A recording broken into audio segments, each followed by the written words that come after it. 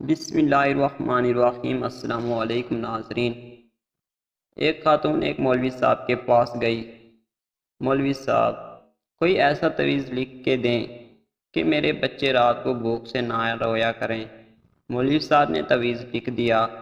اگلے ہی روز کسی نے روپیوں سے بھرا تھیلا ان کے صحن میں پھینک دیا۔ خاتون کے شوہر نے ایک دکان کرائے پر لے لی۔ کاروبار میں برکت ہوئی اور دکانیں بڑھتی گئی اور پیسے کی ریل پھیل ہو گئی۔ ایک دن خاتون کی نظر اس پرانے صندوق پر پڑی جس میں انہوں نے تعویذ کو محفوظ رکھا تھا۔ جانے مولوی صاحب نے تعویذ میں کیا لکھا تھا؟ تجسس میں اس نے تعویذ کھول ڈالا۔